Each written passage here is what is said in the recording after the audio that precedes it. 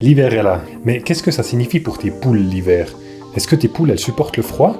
Est-ce qu'il faut préparer ton poulailler d'une manière spéciale? Dans cette vidéo, je vais tout expliquer pour qu'à la fin de l'hiver, tu aies encore un poulailler, des poules et tout ce qui va avec. Regarde. Tout d'abord, il faut savoir que oui, les poules, elles supportent le froid. Même s'il fait moins 10 ou moins 15 dehors, le froid ne leur fait pas peur. Alors c'est clair qu'elles préfèrent quand il fait un petit peu plus chaud, quand il fait 0 ou 5 degrés, mais elles vont pas mourir. L'hiver passé, mes poules, elles sont sorties dans la neige, donc il a neigé, mes poules sont sorties dans la neige, elles trouvaient ça super cool, elles picoraient la neige, donc ça n'avait pas l'air de les déranger.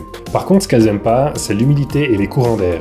Donc regarde bien dans ton poulailler s'il y a des petites fentes, ou bien s'il y a des courants d'air, ou bien s'il y a trop d'humidité, il faut que tu fasses quelque chose. La première chose à faire, du coup, c'est de fermer tous les trous dans ton poulailler. Dans mon poulailler, j'avais laissé 2 ouvertures sur les côtés en haut, un petit grillage pour laisser passer l'air en été, puis qu'il y ait une aération normale. L'hiver passé, je me suis rendu compte qu'il y avait beaucoup de froid qui rentrait, mais plutôt la chaleur qui s'échappait, et donc j'ai fermé avec des bâches. Pour cet hiver, je me suis dit que j'allais essayer de faire une solution un petit peu plus permanente, parce que les bâches, ça ne me convenait pas, et du coup, j'ai installé des fenêtres en plexiglas. Du coup, pour faire ces fenêtres, je suis allé acheter des plaques en plexi, j'ai mesuré les ouvertures, j'ai scié les plaques en plexi, d'abord à la main, puis après avec la scie circulaire, ça allait mieux quand même. Ensuite, j'ai fait des trous pour attacher les charnières.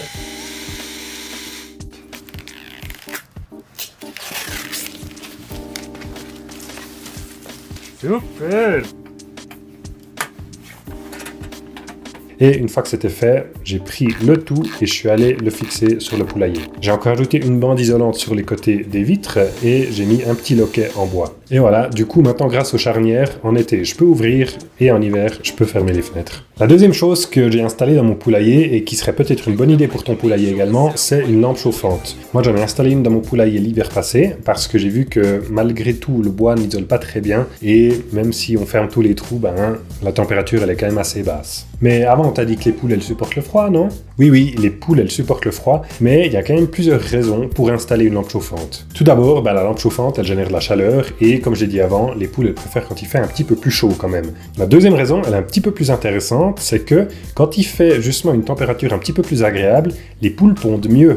Donc à moins 15, elles vont moins bien pondre qu'à 0 ou à 5 degrés. Donc si tu veux te faire des omelettes pendant tout l'hiver, mets les chances de ton côté et installe une lampe chauffante. Voilà, et j'ai encore 3 petites astuces pour t'assurer que tes poules passent un excellent hiver. La première, contrôle l'eau chaque jour. Si une nuit il fait moins 15 degrés, la lampe chauffante, je pense pas qu'elle arrivera à empêcher l'eau de geler. Donc c'est important d'aller voir ça chaque jour. L'astuce numéro 2, c'est d'installer un petit thermomètre dans le poulailler. De préférence un thermomètre connecté bien sûr.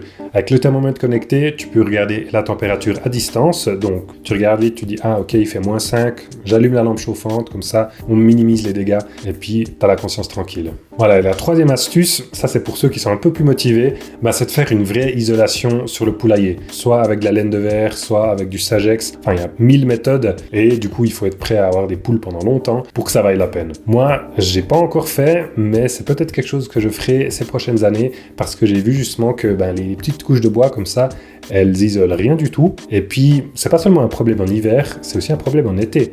Parce qu'en été, quand il y a le soleil qui tape dessus, il fait facilement 40 degrés dans le poulailler et le soir, les poules, elles n'ont pas envie de rentrer dans un four, donc elles restent dehors. Enfin voilà, ça c'est une autre histoire. Mais si tu isoles ton poulailler, tu vas en profiter en hiver et en été. Voilà, et si tu n'as pas encore de poulailler mais que tu réfléchis à en faire un l'été prochain, j'ai fait une vidéo qui compile les 5 meilleures astuces que j'ai à te donner pour construire le meilleur poulailler que tu puisses faire l'été prochain.